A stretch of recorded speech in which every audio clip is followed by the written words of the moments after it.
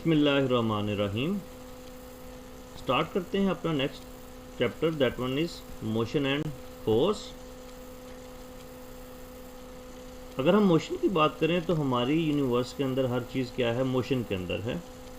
चाहे वो अर्थ की हम बात करें, डिफरेंट प्लैनेट्स की बात करें, हम एटम्स की बात करें, या चाहे इलेक्ट्रॉन्स की बात करें, हर चीज़ क्या है, मोशन के अंदर है। इस चैप्टर के अंदर हम जो सी चीज़ें पढ़ेंगे उसको देख लेते हैं। और इसके आउटलाइन की बात करें तो इसके अंदर हम देखेंगे displacement, velocity, acceleration, equation of motions, Newton's laws of motion कि न्यूटन ने कौन कौन से लॉ पेश किए, first, second and third, momentum, collision के अंदर हम देखेंगे elastic and inelastic collision, rocket propulsion, और इस चैप्टर के एंड पे प्रोजेक्टाइल मोशन को हम देखेंगे। तो स्टार्ट करते हैं। सबसे पहले डिस्प्लेसमेंट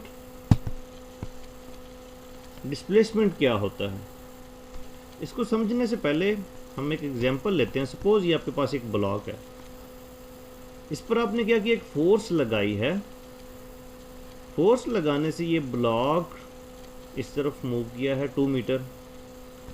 अगर तो आपके पास जस्ट इतनी इंफॉर्मेशन हो कि ये 2 मीटर मूव किया है, तो हम बोलेंगे कि इसने 2 मीटर डिस्टेंस तय किया है।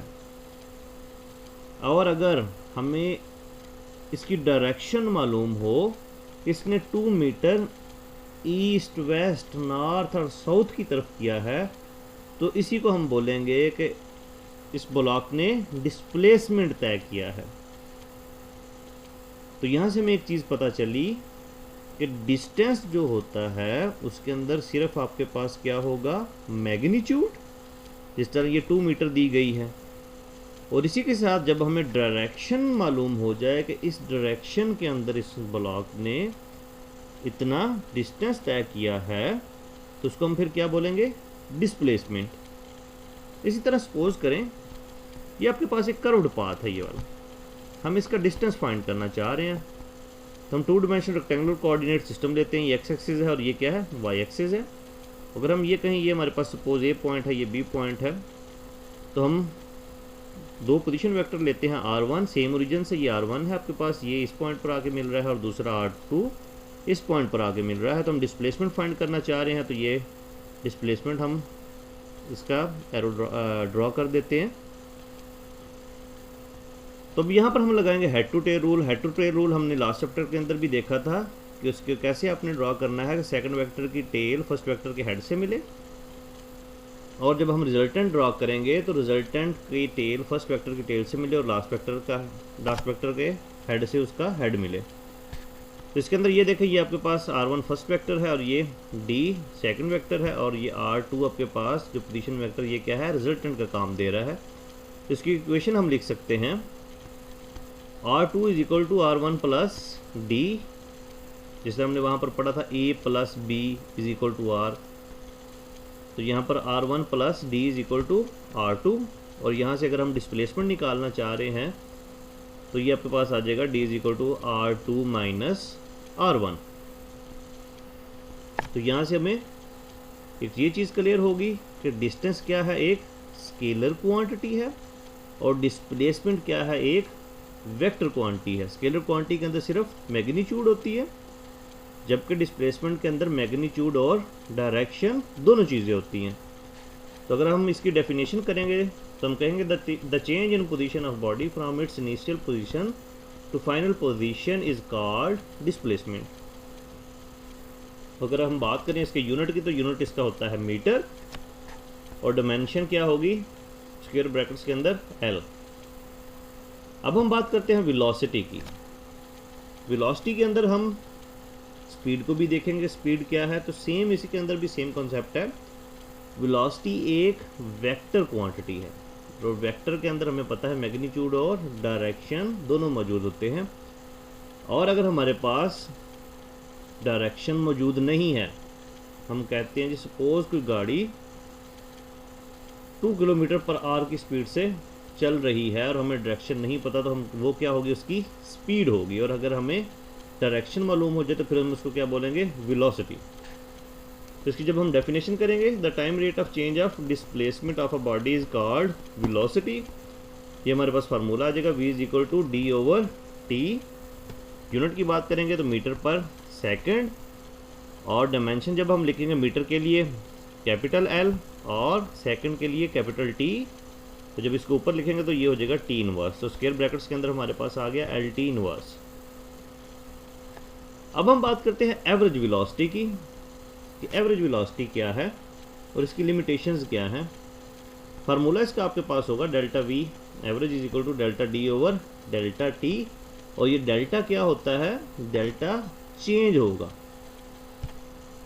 और जब हम इसकी डेफिनेशन करेंगे, the ratio of total displacement to total time taken to cover this displacement is called as average velocity. अब इसकी कुछ लिमिटेशंस भी हैं। तो जब हम इसकी लिमिटेशंस की बात करते हैं, एक तो ये हमें ये नहीं बताती कि जो मोशन है वो स्टेडी है या वेरिएबल है, और जो पाथ है वो स्ट्रेट है या कर्व्ड है। अगर हम यहाँ पर एक एग्जांपल लें, सपोज ये आपके पास एक बॉल है जिसको आपने हिट किया, ये बॉल जाके टकराई है इस वॉल से, इस दीवार से टकराने के बाद ये दोबारा उसी इनिशियल पॉइंट पर आ गई है। अगर हम बात करें इससे डिस्प्लेसमेंट, तो वो क्या हो जाएगा, ज़ीरो। तो जब हम इसके अंदर वैल्यू पुट करेंगे ज़ीरो, तो इसका आंसर क्या आ जाएगा, वो भी आपके पास क्या आ गया, डेल्टा V भी क्या हो गया आपके पास, ज़ीरो आ गया उसका आंसर। तो ये इसकी एक लिमिटेशन है। तो इस कॉन्सेप्ट के बाद फिर बात होती है इंस्टेंटेनियस वेलोसिटी की। अब इसके अगर हम नाम से ही जाहिर है इंस्टेंटेनियस, यानी कि किसी भी लम्हे जो वेलोसिटी होगी उसको हम क्या बोलेंगे, इंस्टेंटेनियस वेलोसिटी। अब जब आपने इंस्टेंटेनियस वेलोसिटी लेनी है तो जो टाइम होगा वो आपने बहुत ही शॉर्ट लेना है, बहुत ही स्मॉल, इतना स्मॉल हो कि ये अप्रोचेस टू ज़ीरो होना चाहिए। तो इसके फार्मूला की बात करेंगे, ये आपके पास आ जाएगा v instantaneous is equal to limit delta T approaches to zero delta D over delta T. तो इस तरह से जो आप वेलोसिटी लेंगे उसकी वैल्यूज़ आपके पास बहुत एक्यूरेट आएंगी, इसमें चांसेस होंगे कि एरर्स मिनिमम हों। तो अगर हम इसकी डेफिनेशन बात करें तो हम कहेंगे the limiting value of delta D over delta T as time interval delta T following the time T approaches to zero is called instantaneous velocity. अब हम बात करते हैं यूनिफॉर्म वेलोसिटी और नॉन यूनिफॉर्म वेलोसिटी की। तो यूनिफॉर्म वेलोसिटी को देखने के लिए हम कहते हैं, सपोज अगर आपके पास कोई कार है तो वो 3 मिनट्स गुजरते हैं तो वो कार 5 किलोमीटर ट्रैवल करती है, उसका डिस्प्लेसमेंट तय करती है। अगेन क्या होता है, 3 मिनट्स गुजरते हैं तो वो कार 5 किलोमीटर अगेन तय करती है। अगेन 3 किलोमीटर गुजरे, वो उस कार ने अगेन 5 किलोमीटर तय किया। तो इस तरह की जो सिचुएशन होगी उसके अंदर जो वेलोसिटी होगी वो क्या होगी, यूनिफॉर्म वेलोसिटी।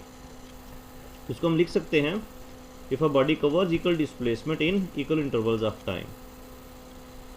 और अगर आपके पास सिचुएशन इस तरह से हो कि 3 मिनट्स गुजरे हैं और कार ने ट्रैवल किया है जी 2 किलोमीटर, अगेन 3 मिनट गुजरे हैं, उस कार ने डिस्प्लेसमेंट जो तय किया है वो 5 किलोमीटर हो गया। अगेन 3 मिनट गुजरे हैं, अब डिस्प्लेसमेंट कुछ और हो गया।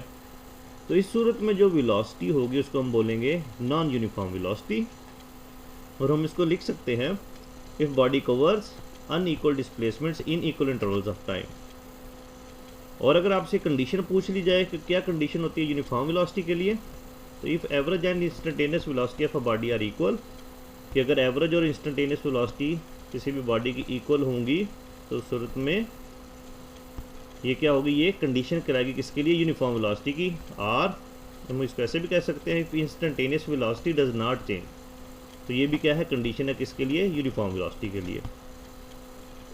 अब हम बात करते हैं एक्सेलरेशन की। तो जब हम एक्सेलरेशन की बात करेंगे तो ये क्या होगा, चेंज आएगा किसके अंदर, वेलोसिटी के अंदर। तो हम इसको लिख सकते हैं, the time rate of change of velocity of a body is called acceleration. ये आपके पास फार्मूला आ जाएगा, is equal to v over T. इसका जो यूनिट होगा मीटर पर सेकंड स्क्वायर। तो मीटर के लिए कैपिटल L और सेकंड के लिए t जब ये ऊपर जाएगा तो t इनवर्स स्क्वायर हो जाएगा। सेम यहाँ पर भी कॉन्सेप्ट है एवरेज एक्सेलरेशन और इंस्टेंटेनियस एक्सेलरेशन का। एवरेज के लिए हम ये फार्मूला यूज़ कर सकते हैं, a is equal to v2 minus v1। v2 क्या है फाइनल वेलोसिटी, v1 क्या है initial velocity, divided by delta t। और इसको हम लिख सकते हैं जो चेंज आ रहा है v2 और v1, इसको हम लिख सकते हैं डेल्टा v। इस तरह इंस्टेंटेनियस एक्सेलरेशन, किसी भी लम्हे आप एक्सेलरेशन जानना चाह रहे हैं तो उसके लिए फार्मूला वही a instantaneous is equal to lambda limit delta t approaches to 0 delta v over delta t।